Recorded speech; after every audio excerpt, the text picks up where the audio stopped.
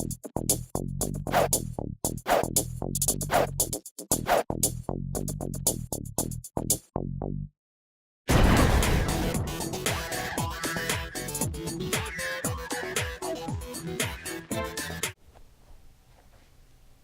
up, everyone? Welcome back to Season 2 of the BuzzKlub. I am your host, Bintu Honey, and today we are talking about sex, the topic on everybody's mind, what people are doing, what are they thinking.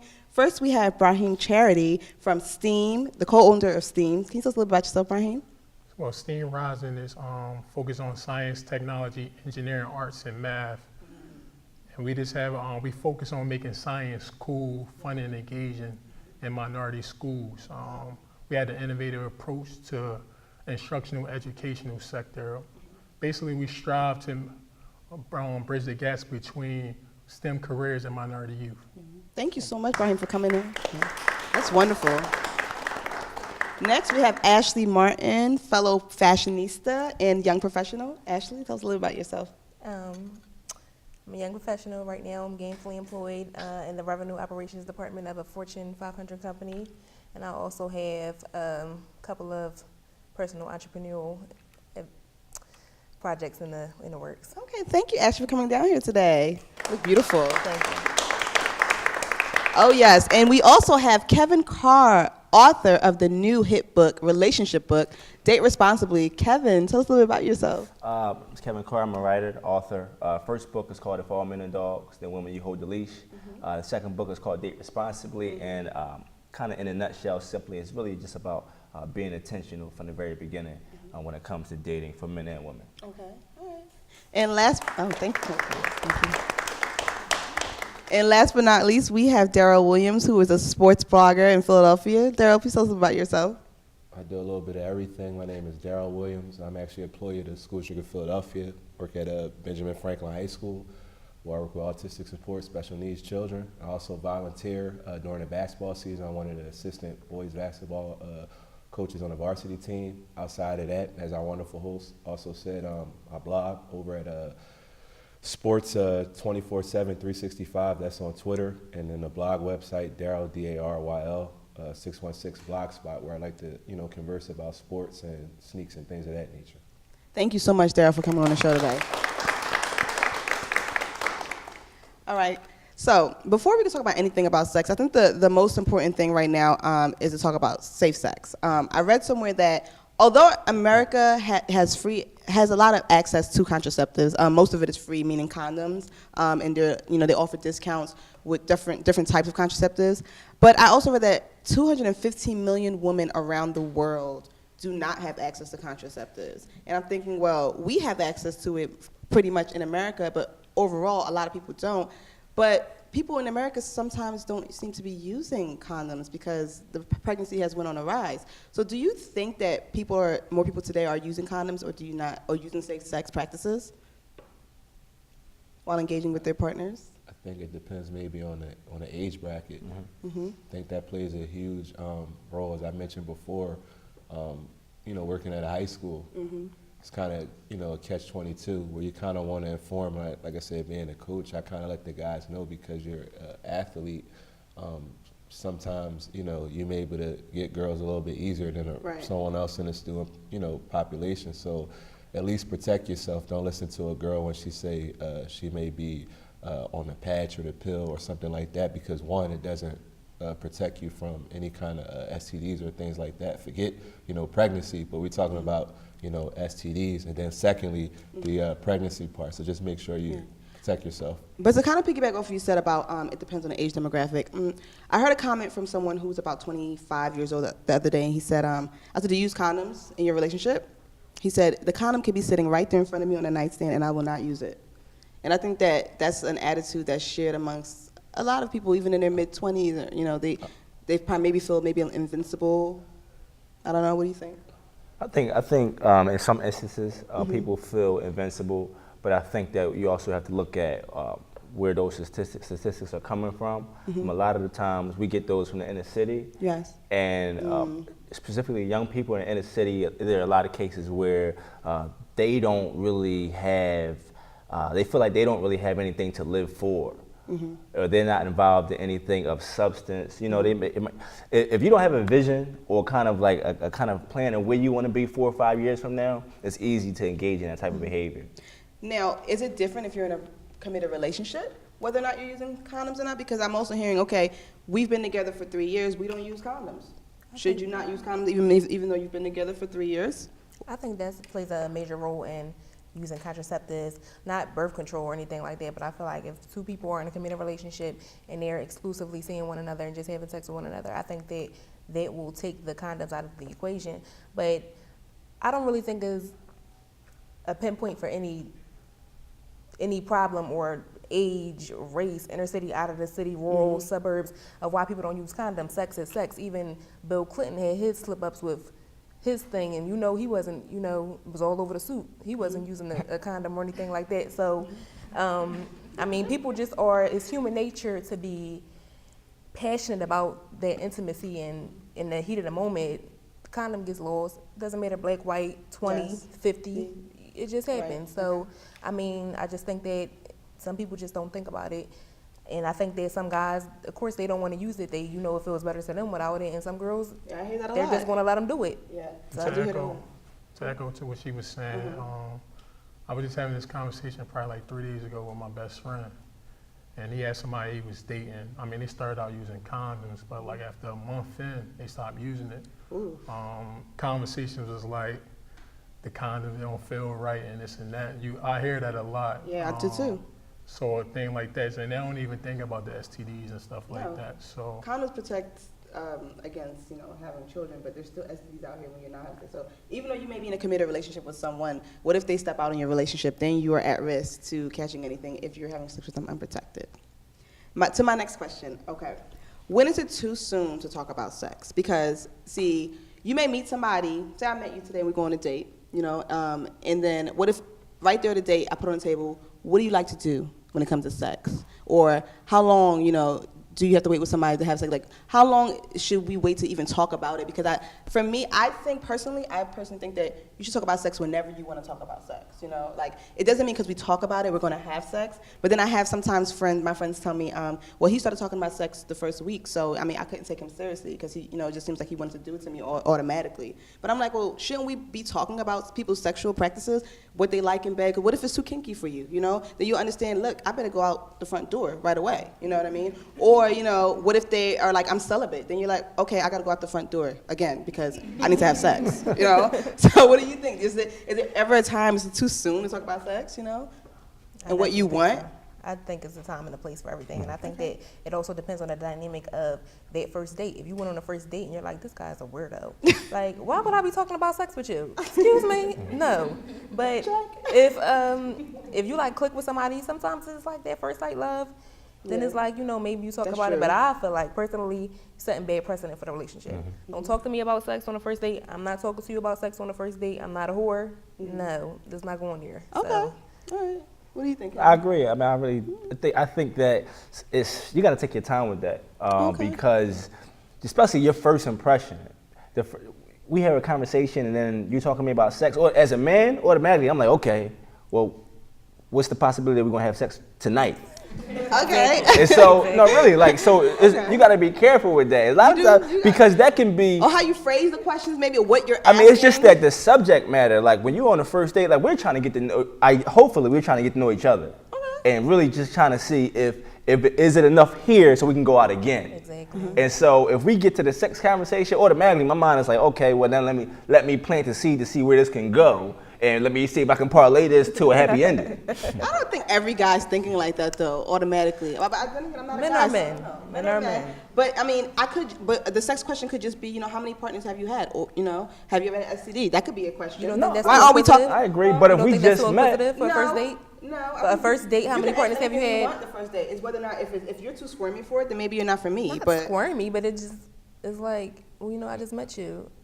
Can we just have fun? Why do we gotta go there? I'm kind of like our host. I go right in. That's what I'm saying. Let's get it in. I'm a very aggressive type individual. Just because I talk about it doesn't mean I want to have it with you. Right. It just means I'm kind of picking your brain. Yes. Just because we go out on a date, I may not be even physically attracted to you. I may Right. just want you as a buddy that I converse with, somebody I can go to the sports bar with and watch the game. So, I mean, just to, like I said, just because we talk about it doesn't mean we're going to, potentially go that route. But it's not always just the men. Sometimes females are aggressive as well, and they ask you those kinds of questions as well. Like a question I really won't ask the females, how many partners you're with, because quite frankly, I don't care. Right. When I say that not in a disrespectful way, but meaning if you and I hit it off, why would I care who, you slept with in the past? It just matters that we're together at this point. I don't. And then when women ask men, a lot of times we're not going to be honest about that numeric amount to begin with. So unless it's the truth. Right. Right. Is it ever? But okay. So thank you so much, Daryl, for answering that. Another question I have in mind. I think there's a myth out here that says that only men like porn. I'm learning that a lot of people like porn. It's in our culture, period. But what's the big hoopla about it? Like, do you like it? Do you watch it a lot? Do you use it for inspiration, or do you hate it? Because I know I used to date. Seriously, I know I dated someone before that was almost addicted to porn. It's like, you watching this again? Oh my god! You know what I mean? So it's like, at what point do you feel like they're cheating on you with the porn? You know what I mean? So when did it become too much when it comes to porn? Everybody looked at him. No, I'll be first. I do watch porn, to be honest. Okay. How often?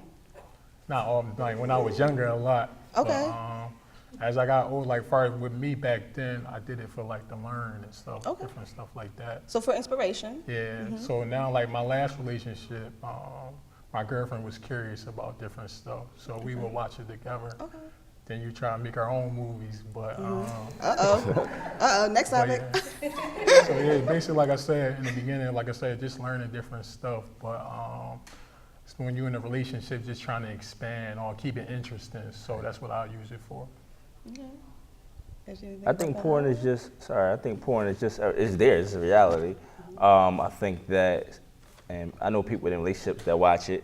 I think that, but if you're in a relationship, you have to examine why you're watching. If you're watching porn because you're not getting what you feel like you need, then that's a conversation that you should have with your partner. But if you're watching it because, you enjoy it for whatever reason, then that's, I don't see anything wrong with it at all. Okay.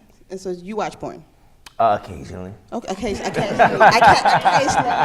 You get a whole different accent when you said that. When the occasion calls for it. Ashley, do you have anything to say I don't with watch it? porn, but I mean I do watch the must-sees, I guess, like Kim Kardashian, Superhead. Yeah, okay. Just curious, just want to see what is going on.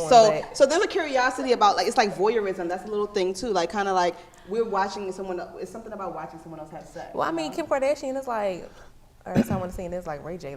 Ray J was working with all that. So it was just okay. All right. Okay. Which leads me to the next question I have. Is oral sex.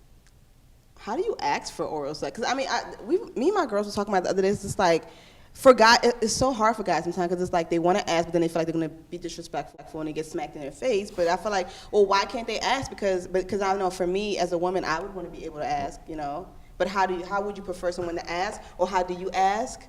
And do you like oral sex? As a guy, I think growing up, I was one of those people that said, "Oh, that's nasty, that's disgusting, that's something I never do." And then I think when I aged 20, I think I had my first girlfriend, and I just wanted to try it. She didn't ask, I just did it. Just wanted to see what it was about. Did you continue doing things like that afterwards? I'm going to get into that. And then, listen, I'm on my edge of my seat. And then, from that point on, I can't speak for other males, but from that point on, it kind of was a pleasure for me to turn them on in that manner. It was better for me to give than to receive, in terms of, like I said, that which your current topic is. Now, as far as receiving, I'm a firm believer. A woman kind of knows whether she's going to do that to you or reciprocate that or not. I'm not the type to really ask for it. I don't want anybody to do anything that doesn't come natural to them. So if it doesn't come natural to you, then that's fine with me. So in that same breath, so you don't want your woman to ask you either, because you know that you're going to want to do it whenever you want to get to do it. I don't mind if they ask, but So dealing with me, you don't have to ask. Ladies. Okay? Like, oh my goodness, let me stop. But I'm just saying, like, how though? Like, for people who may want it and may be timid and shy, like, what are the best practices when it comes to asking for head? Why should you have to ask? Sometimes you have to nudge. You have to give It people a should be. nudge. I think that. Well, I don't know if you jumping off or whatever. Maybe that might be the situation. But if you serious with somebody, it should just be a given. I couldn't see being serious with somebody and have to ask for something like that. Okay, so what if they didn't give head? Would it be all bets are off in the relationship? I mean, I don't see how we can be intimate without without that. I don't understand how. I get you. I'm with you because I feel like, if we're both grown, let's be open, let's explore, and that's part of that's like basic level sex to me. I mean, that's what I feel like. What It's you ain't just gonna do that? What you ain't gonna do? It's like you gotta look at before you. But like, also have hygiene preferences. So you don't do it for everybody well. either. Right, You hygiene shouldn't do it for preferences. everybody. But if you can hit this, then I feel like if you can hit that, you should be able to put your mouth. Well, I don't want any fur balls in my mouth, so I have particular hygiene preferences, if you know what I mean. Okay, so good, right? Like far as dating, right? Uh-huh. Now this my phrase I use to like break the ice. Please, let me know. Instead, like you said, you don't want to be disrespectful. So I might say something like, can you kiss it or whatever? Okay, I think that's the universal one. You be looking like, what? Can you speak English? Break it down. What you mean? That's a cute one, I guess. But for women, we still don't, like, what do you say? You're not like, can you kiss it? Like, I don't think we're saying that. Okay, I heard. So one of my friends said you just kind of like push you up. gotta, Like, you just got, when they kiss in your stomach, you got to kind of signal like, let me stop. But yeah, I mean, I just wanted to know what your ideas are about that. Now,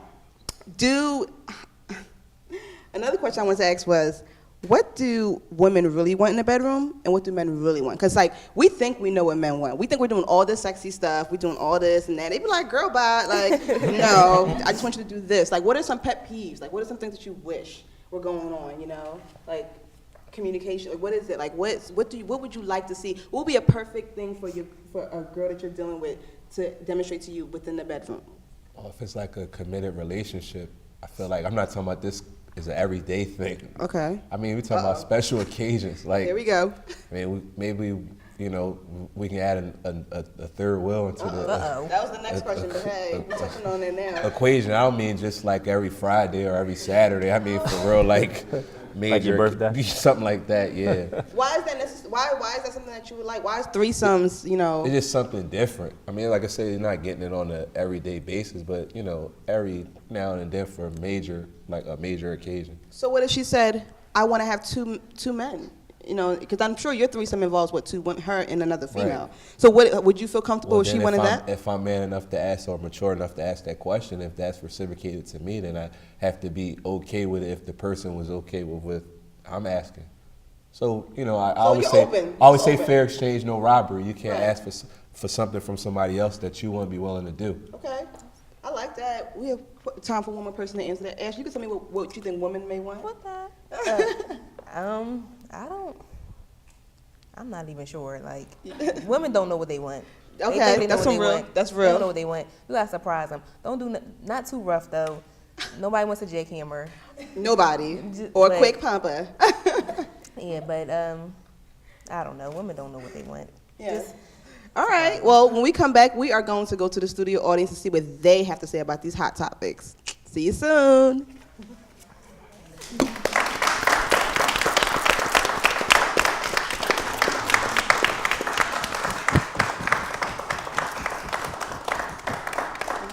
Who has a great question to ask? What's your name? DJ, Okay, where you from, DJ? Philly. Okay. I like your shirt. What's that on your shirt? Oh, thank you. Dime Snatchers Entertainment. I have a music and entertainment company. That's what's up. That's cool. All right, Thank you. DJ, do you have any questions today? Yeah, I wanted to ask the panel specifically how they felt about like a group of girls or a girl that they have sex with a group of friends, and then like specifically if one friend keep on having sex with a girl, then they end up liking her or something. How like I don't know. How would you respond to that? Or like, cause that personally would make me look at my friend different. So like, I don't know. So if I'm getting this correctly, you're asking like, this guy likes this girl, but she's had sex with other people in the clique, and he. The homies. So you don't think he should like the girl? Because it's like, how can you look at her and then you bring her around your friends and be all just like, dang, I remember that, and you remember that? Oh, she ain't do that. You know what I'm saying? What does anybody on the panel want to take this? Thank you, DJ. I think I kind of understand what the gentleman's talking about. Like, I guess he's saying that the one guy out of the group is taking a young lady personal, when it was just more like a fun type of situation or situations. And friends of friends have done that before that I know of. But I guess to each his own. I personally wouldn't do it, but I mean, to each his now, own. okay, if it's a bunch of people she slept with, and everybody know, that's different. But I think if it's something that happened in the past, and then maybe one of the person that clicked, and it wasn't something serious, I think that you shouldn't hold her to her past like that. Regardless of who a person's dealing with, on whatever level that they're dealing with, man or woman, everybody is somebody's ex in the past, but Absolutely. you just don't know. There's a difference between knowing and not knowing. So it's an insecure thing.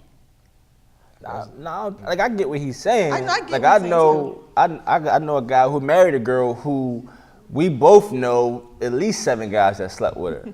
Really? Now me, I wouldn't be able to do it, but everybody's built different though, and so to his friend, the guy, everybody's built different. Some people they just Okay. All right. Anybody else have anything else to say on that? I just see some shaking heads like, don't do it. Don't do it. We got another question in the audience. Hi, what's your name? Cheyenne. I have a question. How do guys really feel about one-night stands? And can you take a woman serious after you had a one-night stand with her, even if she has like potential, she's intelligent, she's beautiful? Can you take a woman serious after you had a one-night stand with her? And what's the double standard that says that, she's a whore for sleeping with you when, it was both of y'all? Where does that double standard come into play? Okay, wow. Ow. Kev, did you write anything about this in your book? not verbatim, but I mean I think that to be truthfully, even though there shouldn't be a double standard, it is. Okay. That's just the reality of the situation. As far as one night stands, I think that the probability of it is high. I mean, I do know people who have slept with people maybe after 2 dates and they've been together for 2 years. But I think that in most cases, I think that you should conduct yourself, your behavior should be consistent with what you're looking for. Now, if you're looking for something of substance, then that's kind of how you should behave. But if you're just, hey, listen, I'm at a moment where I'm just kind of having fun and enjoying my life, then, do what you do, but you can't be mad at the results. But I also remember when Ashley mentioned earlier, like sometimes you seem to fall in love in that first night and you have that awesome chemistry that cannot be found anywhere else. And you really can't put too much emphasis on that, because if you both are feeling it and you're in the mood and you're two consenting adults, who's to say you can't have a tomorrow and the next week and 2 years and 5 years, you know what I mean? So you kind of gotta just kind of see where it is in terms of fill it out for yourself. But if it's something that you're doing all the time, that means it's becoming a common practice, So I think that women kind of need to kind of watch out for that, and fellas too, because you can be seen as a whore as well, right? All right, we have another question in the audience. Hello, hi, what's your name? Ashanae, Okay, where are you from, Ashanae? Philadelphia. You have a question today? I have a question and 2 questions and 1 comment.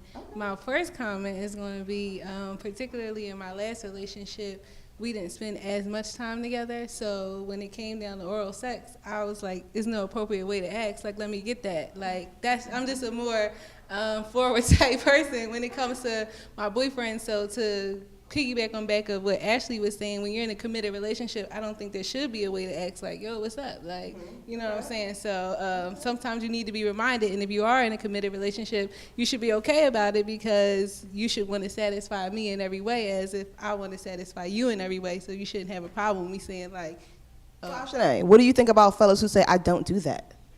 Grown men that say they don't do that. I'm going to be honest with you. In some of my future and some of my past experiences, sometimes you ladies, you will have to get over that. There's going to be a guy where it's going to be a part of it, and there's going to be some guys where they just don't. So what I would do, what I did in some cases, is just found pleasure in what we did do. So I just got over that aspect and got it popping however we get it popping. And sometimes when you get it popping, you forget.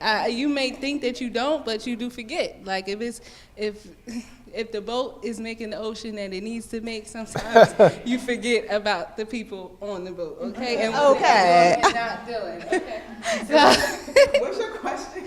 so my first question is there, which kind of goes on what we were just speaking about, is there a time that's too soon, per se, for guys? Like if you say, like, if there is a first night type of situation, but I am looking for something more, is there a time that's too soon? Like maybe on the first night, we did hit it off on the first night or in the first week, but I met your mom in the same week. I answer that. I just think it's based on chemistry. Yeah. Like it been time where you know it's like based off conversation that you know you ain't gonna see a future with somebody. Then there's one you just want to do some things to somebody, but it's just like I said, it's based on chemistry. And like I said, I had a one night stand with somebody, but I met up with that person 2 months later, and like we was talking for about like 3 years. So I just don't base it off of just one night stand. Okay. It's just like I said, I go with chemistry. So. Okay. Like you said, I think all things are relative. I don't think like people say, well, you got a 90-day rule or something like that. Like there's been times I've met women that maybe wait 5 months. I just slept with somebody else till they came around, and then Right. when we finally had sex, it didn't make me like them no more, no less. Right. I just think that as long as you have time enough where you feel like you can judge a person's character. You have another question? I'm gonna put my two questions in one so that you can just answer it all together so I can get them out. My other question would be, is your family, how important is your family to you when you're bringing a girl around her? How much emphasis is put on that? And then the last question is dancing. How do y'all feel about dancing? Because we sometimes might feel like, oh my gosh, I look like an idiot. Dancing for them, like in the bedroom, like some Sierra's Future. Oh yeah. Like I look like an idiot, but you might be thinking. Performances, role playing, performances. What do you guys think about that? And family. I'll at least answer the family part. I think that has to be earned, not given. I think it takes some time for a young lady to meet your mom or your dad or your grandma, or if you have kids, for them to come around your kids and things like that. Now, what timetable, I'm not sure, because each situation has its own basis, but I don't mean within a week. I don't mean within 2 weeks. I don't mean within a month. I mean, you got to give it some time and not rush it. I say all the time, especially for people that have kids, I think when you date people with kids, the kids are the ones who get hurt during the breakup, not so much the adults, because they're always asking for Mr. Such and Such, where's Miss Such and Such, but adults fail to realize that it's the kids that get hurt because they get attached to Mr. or Miss Such and Such. You got to be, mindful, like I said, not just your kids, but also your relatives and your parents, because they're like, we just met he or she, and now what happened to him? So now you got some explaining to do. Right. Well, about the dancing, I think you guys should communicate that beforehand, because in order for me to write my first book, like I've had like a lot of experiences, so that's kind of what I wrote about. And I dated a girl one time, and she, Dream's first album was out. My favorite song was Purple Kisses, and she knew that. Yeah, great song, right? And we were over the house. She had made me dinner, which was great. And then she like, I'll be right back. She went in, and she came back, and she had the whole Victoria's Secret get up and put the music on, was dancing. It was like the worst 5 minutes of my life. Like it was just like, because that don't really do anything for me. Okay. Was it bad dancing? It just, she could have been somebody from King of Diamonds. Okay. That doesn't work for me. So, but we had a conversation about that, and she asked me, do you like that? Then she would have known, and then it would have been pleasurable for everybody. So I just had to sit through it. And so I think like that these are conversations that you should have, especially if it's somebody that you're dealing with. I think these conversations bring you closer, and you realize, Once again, talking about what is you this like somebody inside. I should be with? Important. You learn that about a Right. person, and that'll make the experience better. Yes. Okay. We have one more comment in the audience. Hello. How are you? Hi. What's your name? April, April. Where you from? Philadelphia. Cool, April. My comment is about the first question when the show opened about people using condoms and things. I feel like, within the last year, maybe 5 years, decade or whatever, the media and celebrities, and they just don't, there's no campaigns anymore for it. Remember like back in the day with TLC and, They had condoms everywhere. just after school specials talking about it and things like that. I feel like it's kind of like a lot, like people just don't talk about it anymore. I feel like the kids now aren't being educated about it as much. Do you guys agree? Thank you so much for your comment.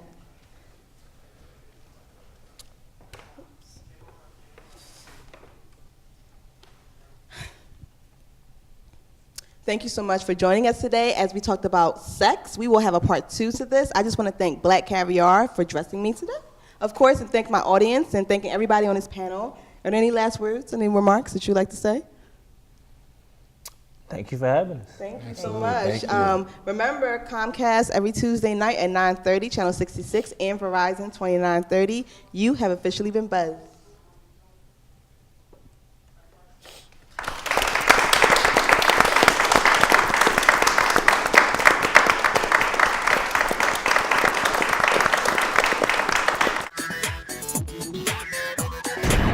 Thanks for watching. I'll see you again next time.